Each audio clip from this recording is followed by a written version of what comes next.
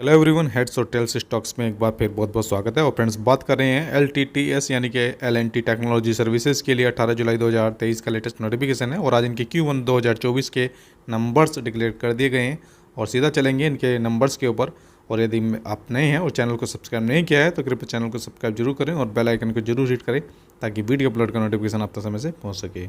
So friends, अभी हम आ गए हैं LTTS के लिए इनके Q1 2024 के नंबर्स के ऊपर। और जो भी वैल्यूज़ यहाँ पर मिलियंस में है और इन वैल्यूज़ को कन्वर्ट करके करोड़ में लेकर चलेंगे और इन वैल्यूज़ को राउंड फिगर में भी कंपेयर करेंगे सो दैट के कंपैरिजन करने में आसानी रहे।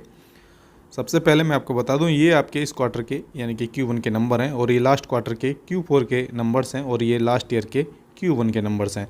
रेवेन्यू फ्रॉम ऑपरेशंस को यानी कि इनकी सेल को अगर कंपेयर करें क्वार्टर ऑन क्वार्टर बेसिस पर, लास्ट क्वार्टर में यानी कि Q4 में इनका जो रेवेन्यू फ्रॉम ऑपरेशन जनरेट हुआ था वो अराउंड 2371 करोड़ रुपीज़ के आसपास थी और इस क्वार्टर में 2301 करोड़ रुपीज़ के आसपास है। सो साफ साफ तौर पर यहाँ देख सकते हैं कि जो इनकी सेल है या रेवेन्यू फ्रॉम ऑपरेशंस है वो यहाँ पर डाउन हुआ है क्वार्टर ऑन क्वार्टर बेसिस पर और अप्रॉक्स ये 2.9% डाउन हुआ है क्वार्टर ऑन क्वार्टर बेसिस पर। अगर कंपेयर करें इसी रेवेन्यू फ्रॉम ऑपरेशंस को ईयर ऑन ईयर बेसिस पर, लास्ट ईयर के Q1 में इनका जो रेवेन्यू फ्रॉम ऑपरेशन जनरेट हुआ था 2006 करोड़ रुपीज़ के आसपास था राउंड फिगर में। इस क्वार्टर में 2301 करोड़ रुपीज़ के आसपास है।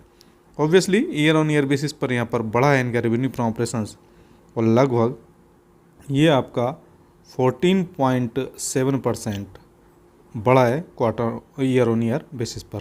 आगे चलते हैं, बात करते हैं इनके लिए एक्सपेंस के लिए। सो एक्सपेंसेस पर नज़र डालें तो इनका जो एक्सपेंस है वो Q बेसिस पर कम हुआ है लगभग उसी रेशियो में जिस रेशियो में इनकी सेल कम हुई है और ईयर ऑन ईयर बेसिस पर इनका जो एक्सपेंस है वो बढ़ा है लगभग उसी रेशियो में 14.9% के आसपास ये इनका बढ़ा है जिस रेशियो में इनकी सेल बढ़ती हुई नज़र आई है। सो आगे बात करते हैं नेट प्रॉफिट के लिए। नेट प्रॉफिट को अगर देखें तो यहाँ पर क्वार्टर ऑन क्वार्टर बेसिस पर इनका जो नेट प्रॉफिट है वो यहाँ पर डाउन हुआ है क्योंकि पिछले क्वार्टर में Q4 में इनका जो नेट प्रॉफिट था वो आपका 341 करोड़ रुपीज़ के आसपास था और इस क्वार्टर में इनका जो नेट प्रॉफिट है वो 312 करोड़ रुपीज़ के आसपास है।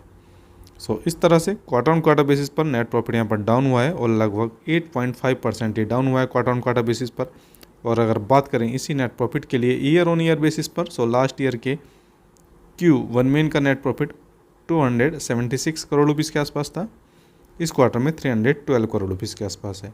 ईयर ऑन ईयर बेसिस पर नेट प्रॉफिट यहाँ पर बढ़ा है और लगभग 13% के आसपास ये बढ़ा है ईयर ऑन ईयर बेसिस पर।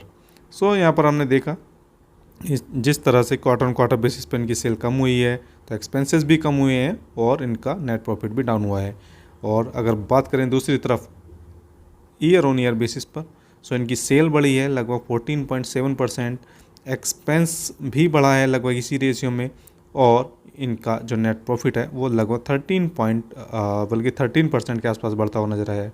So quarter on quarter basis पर परफॉर्मेंस यहाँ पर भले ही फ्लैट रही हो लेकिन ईयर ऑन ईयर बेसिस पर ठीक ठाक नंबर्स हम कह सकते हैं।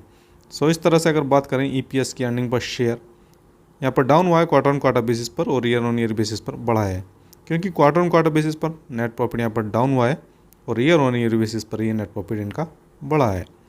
सो देखना होगा किस तरह से नंबर्स को लेता है मार्केट और यहाँ पर हम एक तरह से मिक्स नंबर्स इसको बोल सकते हैं। और ये पूरे डिटेल्ड स्टडी नहीं है, डिटेल्ड एनालिसिस नहीं है रिजल्ट्स का।